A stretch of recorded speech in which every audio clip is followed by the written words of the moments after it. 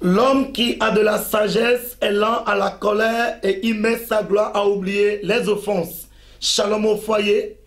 La Bible nous dit dans le livre de Proverbes chapitre 19, le verset 11, que l'homme qui a de la sagesse est lent à la colère et il met sa gloire à oublier les offenses.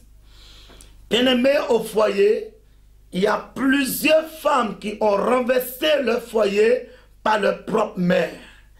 Il y a plusieurs personnes qui n'ont pas la sagesse pour mieux gérer leur foyer.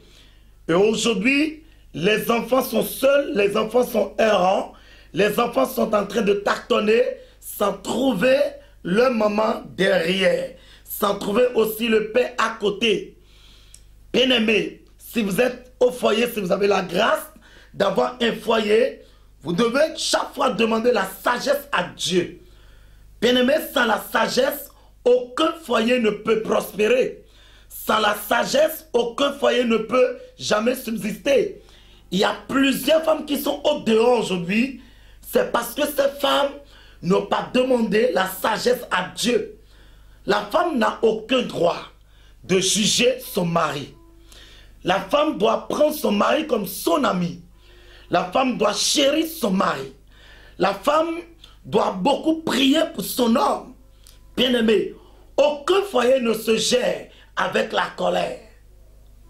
Avant que Dieu ne fonde le monde, il a fondé le monde avec la sagesse. Bien-aimé, quand la bouche d'une femme parle, cette femme doit sortir du foyer. Mais quand ses genoux parlent, elle restera toujours dans le foyer. Je vous invite et je demande à toutes les femmes qui veulent réellement rester avec ses enfants, je vous demande tout simplement de se mettre à genoux et toujours prier dès qu'il y a une confusion dans le foyer. Bien-aimé, si ton homme sort et il revient à la maison, il faut toujours l'accueillir avec la sagesse. Quel que soit le vent, quel que soit ce qu'il a fait, quel que soit son état de péché, quels que soient les multiples péchés qu'il a commis. La femme n'a aucun droit de juger son homme. Je reviens encore sur ce thème. L'homme est libre de faire tout ce qu'il veut. Mais la femme au foyer doit toujours changer le comportement de l'homme par la sagesse, par sa prière. La femme ne doit pas changer le comportement de son homme par la colère, par les cris, par les ondits, par aller voir les parents, aller appeler les amis et dites aux amis de ton mari ce qu'il fait. Bien-aimé, le foyer dans lequel tu vas raconter le problème de ton mari, ce foyer aussi a son problème. Bien-aimé, que le Seigneur soit avec vous. Je vous salue tous au foyer. C'est votre bien-aimé le prophète Olom Ghislain. Et je demande à tout homme qui a la sagesse de bien gérer son foyer avec la sagesse que Dieu lui a donnée. C'est très important. Il y a plusieurs enfants qui n'ont plus encore leur père à côté. Pendant 2 mois, 3 mois, pendant des années, les enfants ne voient pas leur père. Pourquoi? Parce que le vent a soufflé et la maman n'a pas su gérer.